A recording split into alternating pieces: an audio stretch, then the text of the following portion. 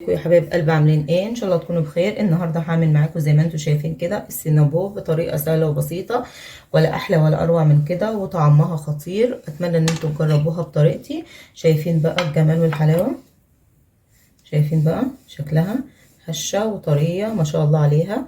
اتمنى ان انتم تجربوها بطريقتي. شايفين بقى شكلها عامل ازاي؟ تحفه. يلا بدنا ندخل على الطريقه والمقادير. شايفين بقى شكل الصوص عامل ازاي؟ عندك اي حاجه كده،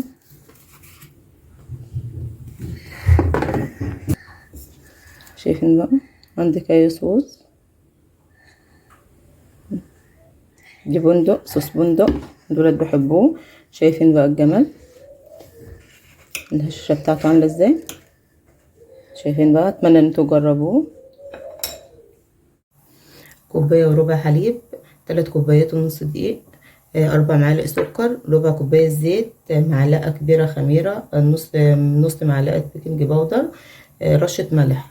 ويلا بينا نجيب البوله بتاعتنا ونعمل فيها ايه بقى؟ العجينه. نحط المكونات الجافه كده على جنب.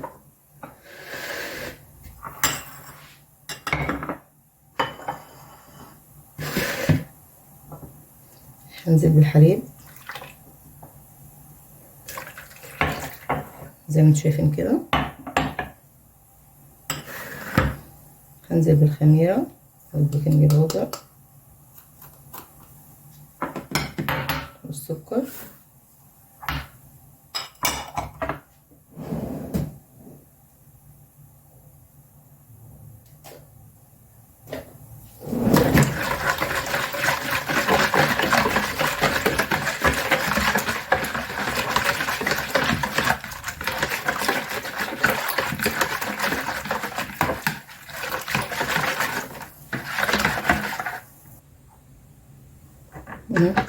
انزل بربع كوبايه زيت زي ما انتم شايفين كده.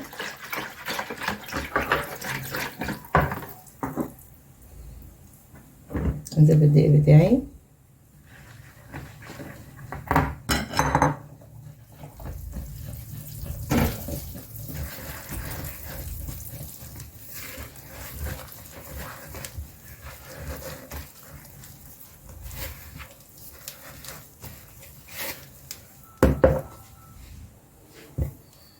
هعجن بقى بايدي، معلش بقى.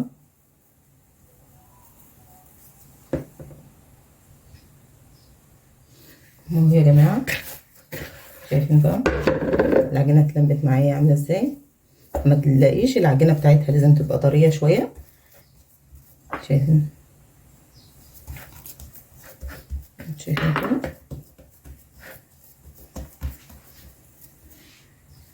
نحط عليها بقى زي ما انتم شايفين كده الاسترتش بتاعنا، واسيبها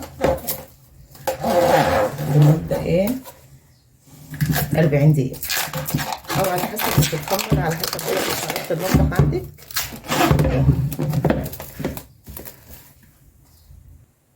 تعالوا بينا بقى يا حبايبي نعمل الحشوه بتاعتنا بقى.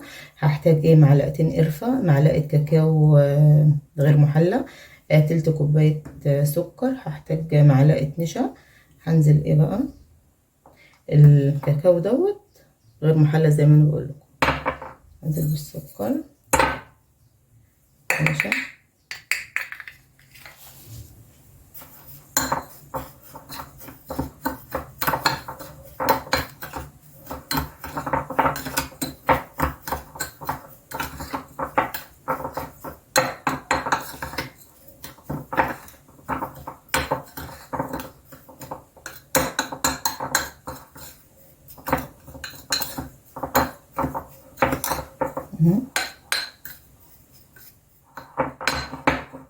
الحشوه بتاعتنا كده بقت جاهزه، نركنها بقى على جنب.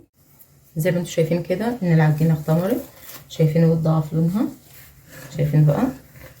هبدا ان انا ايه اخرجها كده من البوله بتاعتي. بس ارش الصلصه بس الدقيق.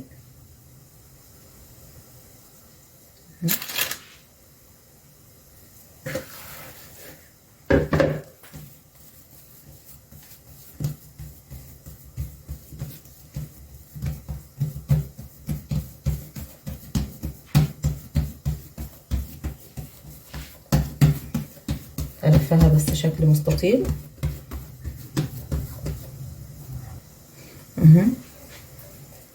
اعملها بس.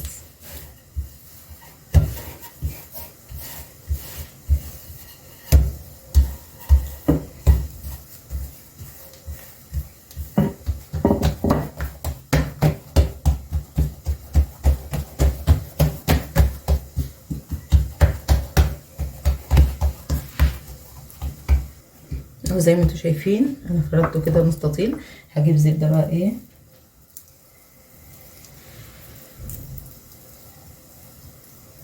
زي ما انتوا شايفين كده. شايفين بقى زي ما انتوا شايفين. هجيب بقى ايه الحشوه بتاعتي.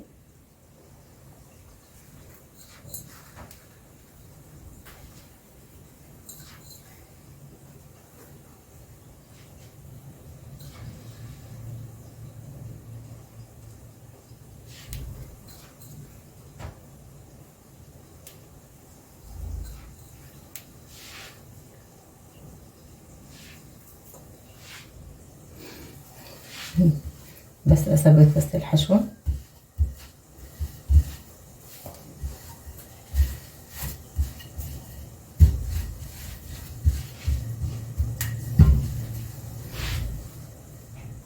وزي ما انتوا شايفين كده هبدا ان انا ايه الم بس العجينه بتاعتي.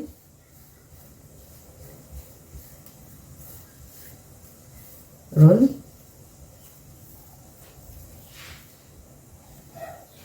بس ابدا بس ان انا اجيب دي كده، اقفل العجينه بتاعتي كويس جدا.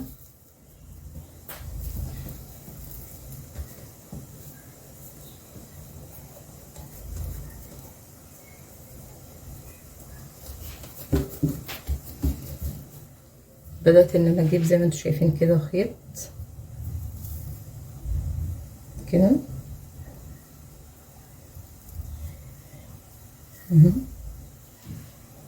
شايفين بقى.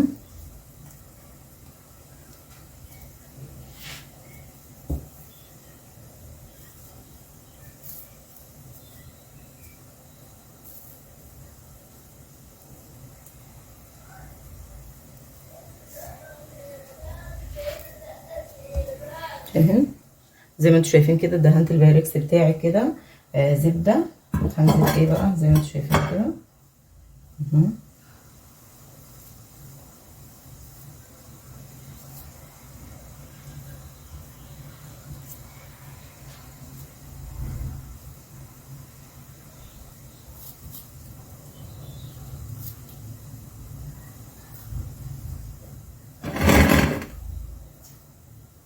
شايفينه بقى. اغطي عليه بس ربع ساعه وندخله الفرن على درجه حراره 180 ونرجع لبعض تاني. اعمل بقى الصوص الابيض زي ما انتم شايفين كده. هحتاج كوبايه سكر بودر، هحتاج تلت كوبايه جبنه كريمي، مش متوفر عندي جبنه كريمي هستخدم جبنه نستون. هحتاج 7 مكعبات جبنه نستون. هحتاج ربع كوبايه زبده لينه. هحتاج تلت كوب حليب. زي ما انتم شايفين كده فانيليا. نجيب بقى اي حاجه متوفره عندك ان انت تعملي فيها يعني. هنزل بايه بقى بالجبنه الكريمي بتاعتي كده في الزبده.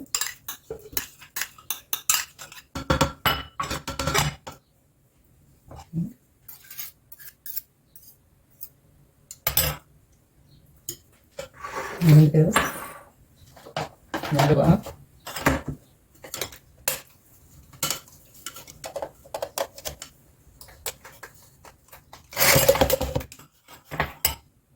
لازم بقى نركز واحنا بنضرب. انا كنت هعمل حركه صراحه، كان المضرب زي ما انتم كنتوا شايفينه كده كان هيفلت من ايدي، انا مركزتش. شايفين بقى. هنزل في الوقت دوت ايه للحليب بتاعي والسكر. هنزل بالسكر بقى. هنزل كل كميه السكر اللي انتم شايفين كده. هنزل بقى بالفانيليا بتاعتي وهضربه تاني. شايفين بقى الصوص بتاعي هيبقى عامل ازاي. شايفين قوامه بقى. اهو زي ما انتم شايفين اهو انا دخلتها الفرن وخرجتها. شايفين اتضاعفت معايا ازاي. شايفين بقى هشه وخفيفه ما شاء الله عليها. نسيبها بس تبرد وبعدين ننزل عليها بالصوص. الصوص على حسب ما انتوا حابين، عايزين تاكلوها في نفس الوقت انزلوا بالصوص على طول. شايفين بقى جمال؟ شايفين بقى يا جماعه؟ هنزل بقى عليها بالصوص على حسب ما انت عايزه كده.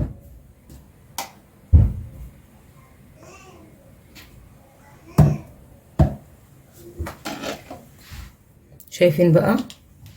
شايفين بقى شكلها عامل ازاي؟ وهشة وخفيفة. شايفين الجمال والحلاوة؟ اتمنى ان انتوا تجربوها بقى بطريقتي. لو عجبكم الفيديو ما تنسوش تشتركوا في القناة وتفعلوا الجرس. دمتم في رعاية الله وامن، واستنوا فيديو جديد.